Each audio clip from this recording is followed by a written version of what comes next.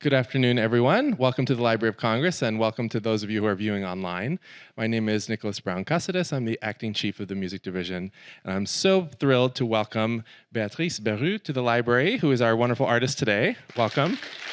Thank you. This is a very, very special concert that was put together with wonderful care by our colleague David Plylar, along with Beatrice, and it really helps our collections shine. We are one of the most important repositories of Franz Liszt manuscripts in the world, certainly the most important one in the United States. And then we also hold a lot of wonderful manuscript material that relates to the transcriptions that are also in the program that Beatrice has created and recorded. So we're all in for a treat. And I know that you've been getting settled with the hall and with the piano, and we're so thrilled for the program this afternoon. I'd love to just start off with having you share a bit about your journey with Liszt, because I know it started early and it's been a fruitful journey. So whatever you can share with us about how you came to encounter his music and how it's been a part of your growth as an artist over the years, we'd love to hear. It's kind of weird. I don't remember the first time I've met Liszt's music, but it always seemed to me like it was some kind of a mother tongue to me. I never doubt what should be done with his text, and I somehow feel his presence, a very strong presence in his music, which I don't do quite much with other composers. There was one thing that probably helped me being so familiar with his music and his philosophy also, it's that his pilgrimage years, les années de pèlerinage, one of the book, am I too, should I speak louder? Okay. Yes, sure. Okay, sure. One of the books is based in Switzerland and tells about the journey he made through Switzerland. And actually, even one of the pieces called La Vallée d'Obermann is the valley I was born in and I grew up in. So I felt this very strong connection with him because of these two. I really think so. And over the years, I've been playing his mature music, the Années de Pèlerinage, and then I moved to his late works. And this was very transformative. You will see it's not easy music. You have to surrender to it. You have to accept its silences, its slow tempis, and I think it may be a deeper person in a way, but it took me a while to get accustomed to this music, these late works. And what was like the first work that you really felt that you had mastered of his when you were coming up as a pianist? Actually, one of my first very important flagship in my repertoire was Après une lecture de Danse from the Pilgrimage book in Italy. So I've played this a million times, I think. Wonderful.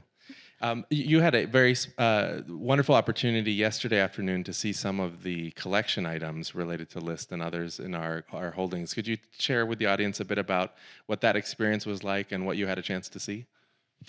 I think yesterday, Ray White, who showed me the manuscripts, used the word holy relics. And I think it's exactly this. I was so moved to imagine that Franz Liszt himself, for me, he's almost God. But that he was writing on this paper with this ink, it was absolutely moving. And also to see the care that he gave to every small detail in the score.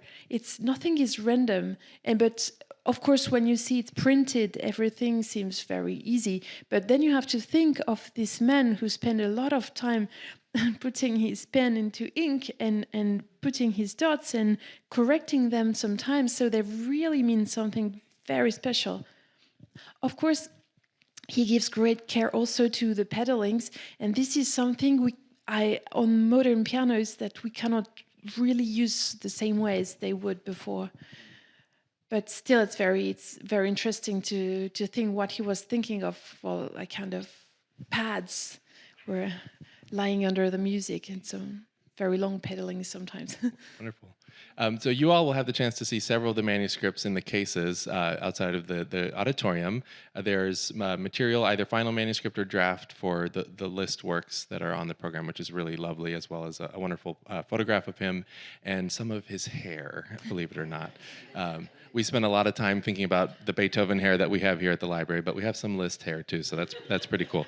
And we might think of items like that as a bit I don't know, kitschy or cute or macabre, depending on how you feel about those things or what traditions you were exposed to in your family. My mother cut some of my hair when I was a baby. But it was a thing that everyone did for a long time. And it's a wonderful type of tool where we can connect the composers and this history to someone who is not interested in classical music even. We can say to them, this is Beethoven or Liszt's hair. And kids go wild because it's such a foreign concept to them for hair to be put in a little locket like that. So, we all react to objects in different ways, and the displays always give a nice variety where we can find some connection to photographs, manuscript material, correspondence, and silly things like hair.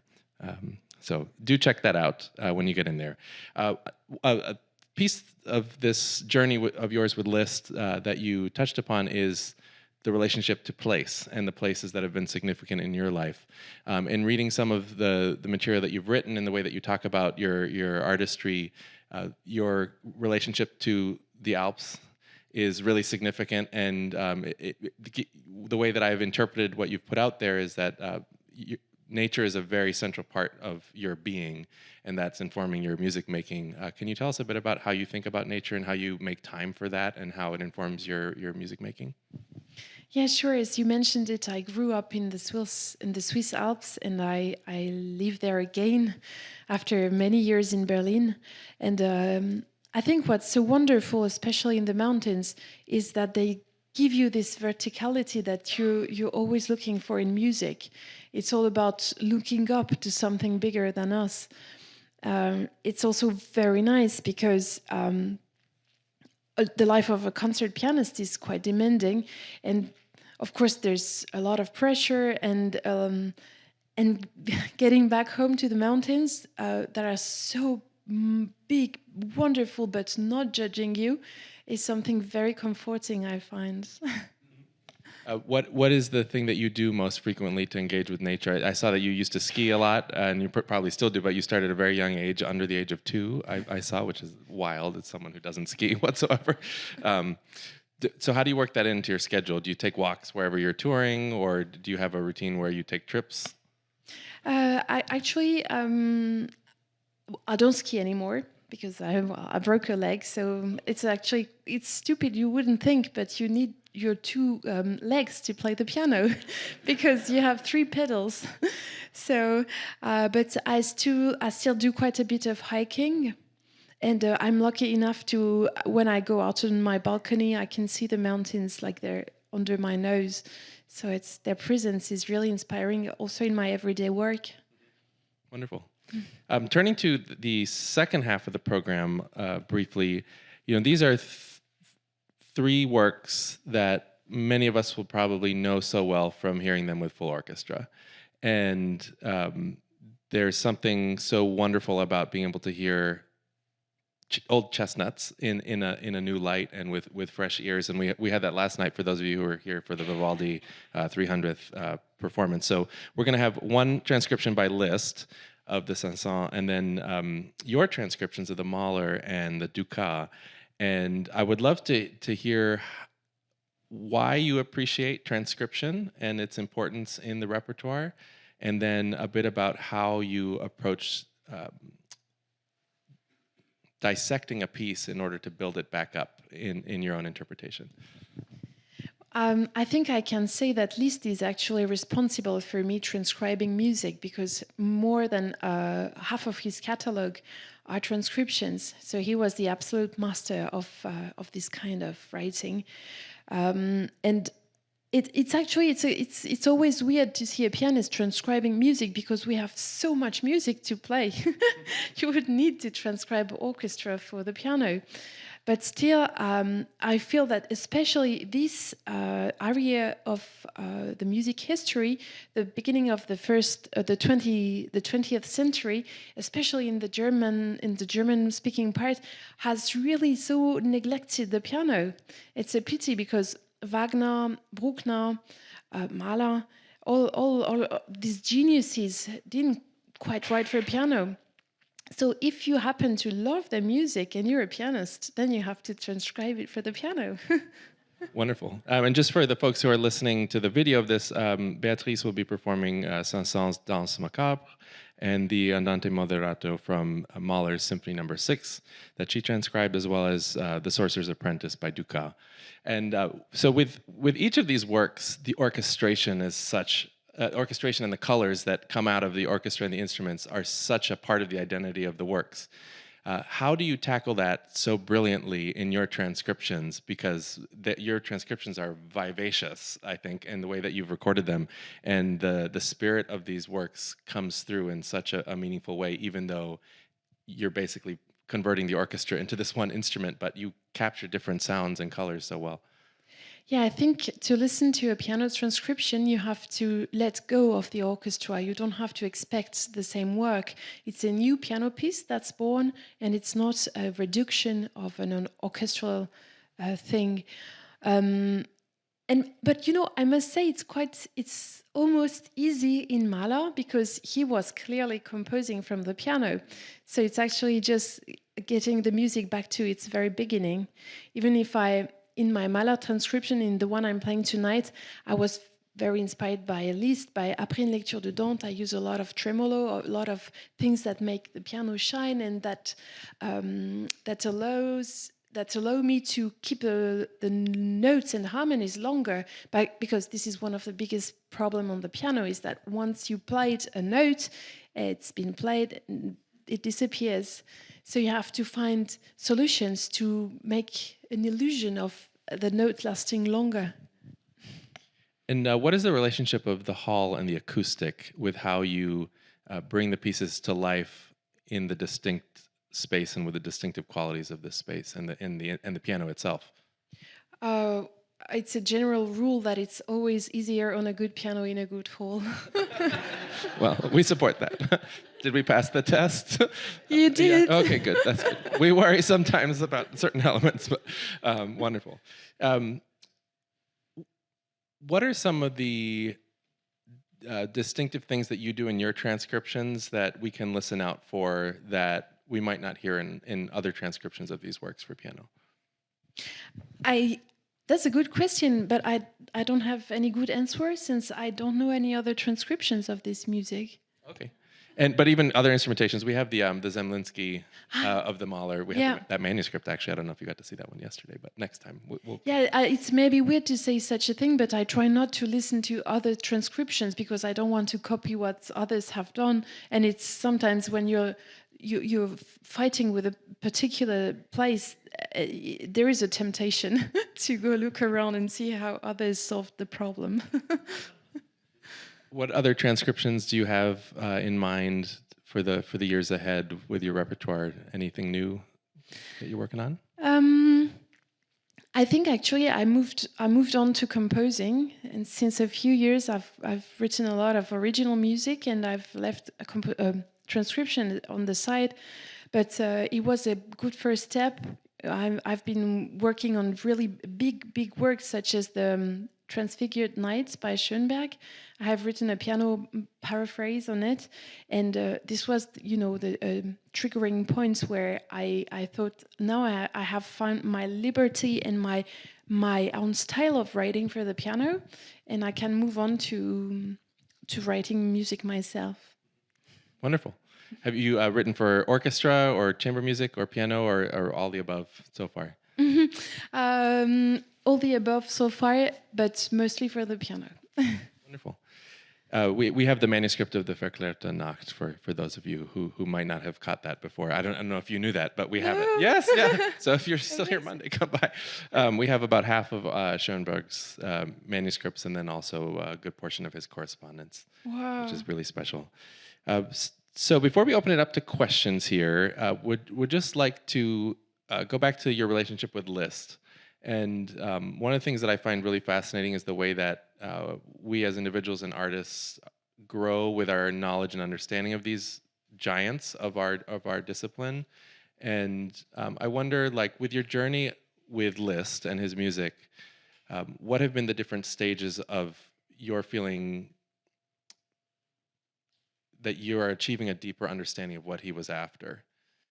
Like for me, Mahler is someone who I came to later in my career, and I think I'm still in the Mahler 6 phase. I haven't quite understood Mahler 9 yet. I'm trying though, Yeah. And Mahler 8, of course, is wonderful. But yeah, I think we have these journeys that kind of our knowledge and understanding matures over time as we gain our experiences and such in life, even more so than just as performers. But what have been the junctures in your journey with Liszt? Well, for me, everything was easy and natural until I got to the late works.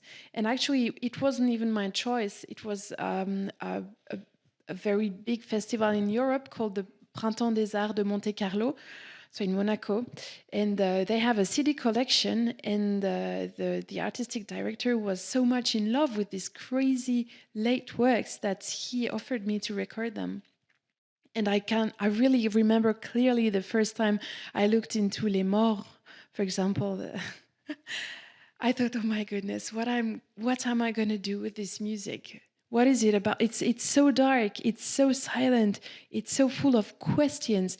And of course, it would be so comforting to have Les Morts, but with answers.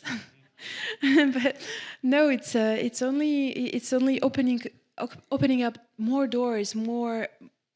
It's amazing music, and but I think it actually quite got on under my skin in a way that it was. I was a bit sad for Liszt too, because he used to be a wonderfully good-looking man. He used to be strong. He used to be touring the world, and this music was about him getting old, having difficulties to play, being not that beautiful anymore. And he was taking farewell of a lot of things. And I felt his pain, really. And it was quite moving because I recorded these works in Reiding in Austria, in the place where he was born. They have built an amazing concert hall out of wood, and it sounds really great in there. And you are in his garden. This is where he was born. So I thought it was like a cycle, his late music being brought back to him. Well, thank you for sharing that. That's exactly what I was kind of hoping to hear. Something very special about that journey, and it's almost a spiritual connection with the person behind the music. And for us, that's seeing these objects in our collection and having them come to life that way, which is really special. So final question for me before we go to the audience, so get your questions ready, would be, have you ever had to put some repertoire away with Liszt? Have there been works that you needed a break from in order to continue to grow with your understanding of his repertoire, or you needed to take a break from certain Liszt works to focus on different composers or your transcriptions? Just curious on your journey with the repertoire. Actually, you know what? One of my absolute dreams was to learn his piano sonata, of course. And once I've done this and played it, I wanted to give up playing the piano. Oh, wow. Really, it was.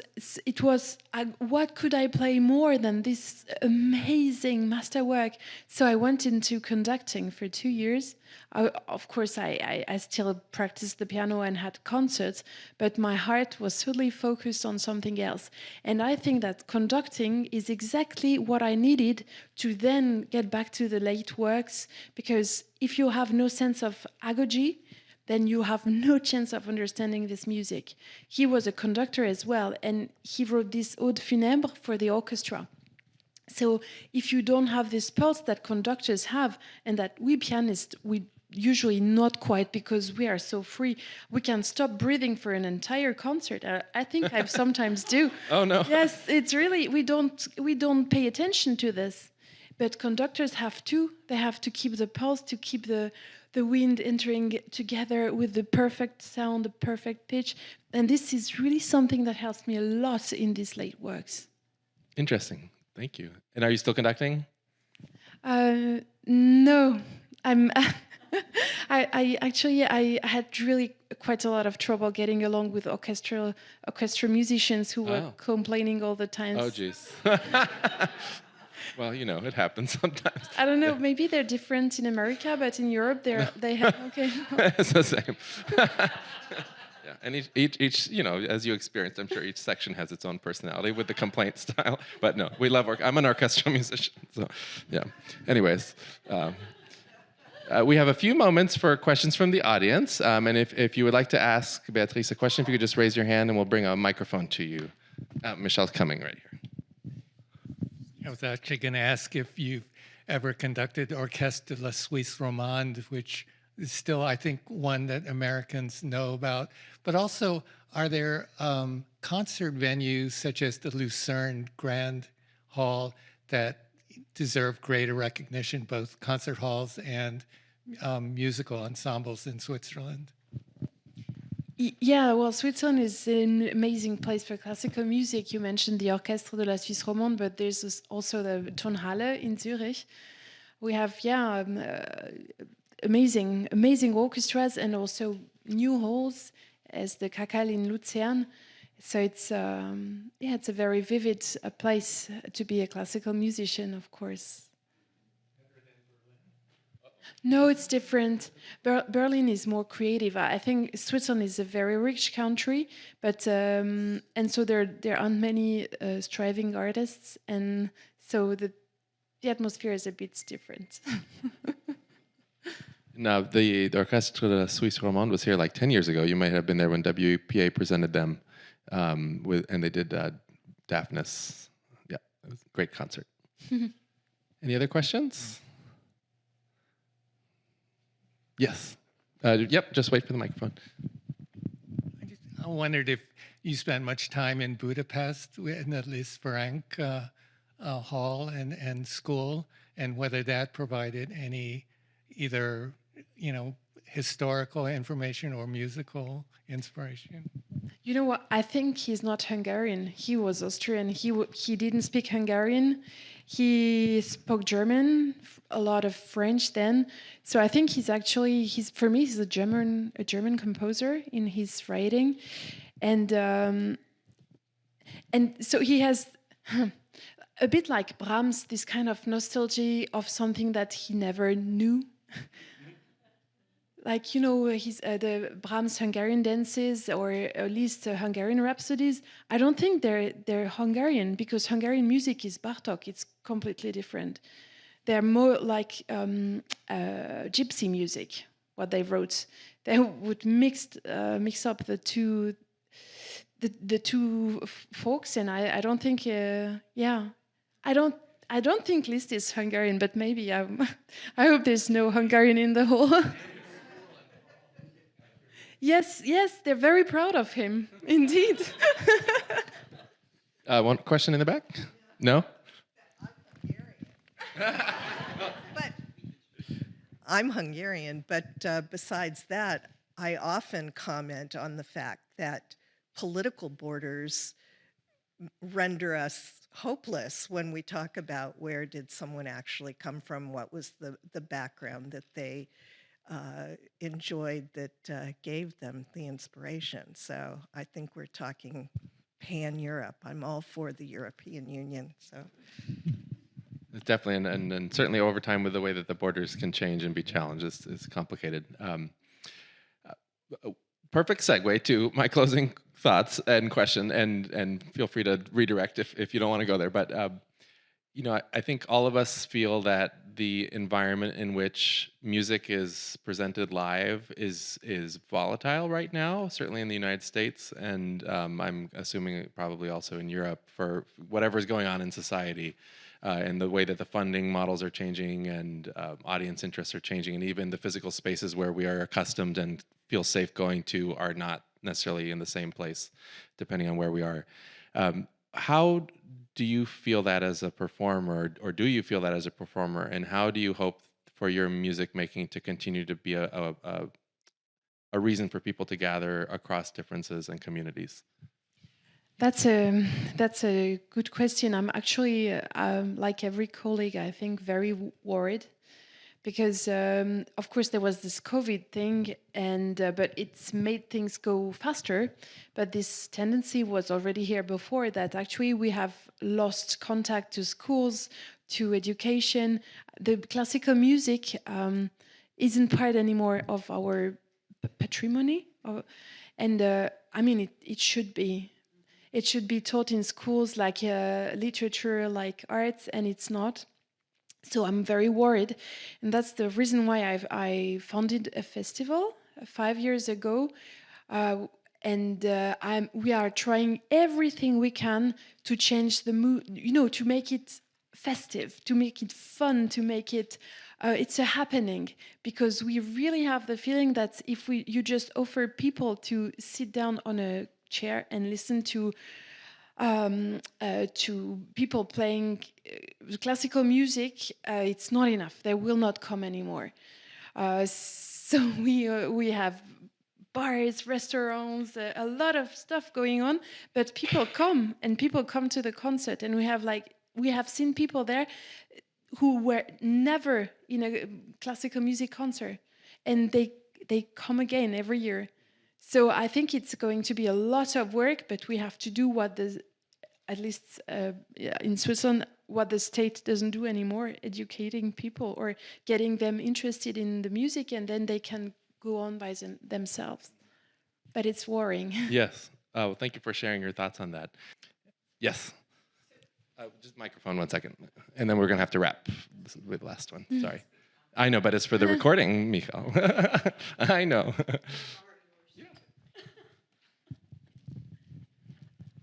So to end on your instrument, you mentioned that clearly modern pianos have different mechanics to them. And just because last night we heard, old instrument ensemble, I'm wondering, in terms of the pianist spectrum of instruments and playing, do you play different? Are there reproductions of the piano, for example, type that Liszt would have played on? What's happening in the piano sphere with the instruments? Oh, it's actually we don't mix up. There are a few pianists, most of the pianists play modern instruments, and others are more curious and try pianoforte or even clavichord. But it's two different. It's two separate worlds, kind of. And there's no. Not really. Yeah. And today, of course, for me, coming from Europe, it's quite a new instrument because we don't have American Steinways in Europe. And on top of that, I'm a Bösendorfer artist, so it's a piano from Austria. So it's nice. I like your instrument. It's nice. And can you say what kind of adjustments you make to switch from even between those two? Well, they're very intuitive. I cannot intellectually say what I have done, but I have to outbalance the basses on this instrument because they're very strong, and the treble is a bit weaker than the basses. But it could be just this instrument. It's not a general rule for the American Steinways. Wonderful. Well, thank you so much for giving of your time with us today for this conversation. I think these chats really offer us an extra way to connect with you as the artist. We appreciate you all being here, and thanks for tuning in for those of you watching online. We hope that you'll visit us again at the library for the concerts from the Library of Congress, which is celebrating its 100th anniversary right now. And we will look forward to seeing you at another event soon. Thank you so much, Beatrice. Thank you.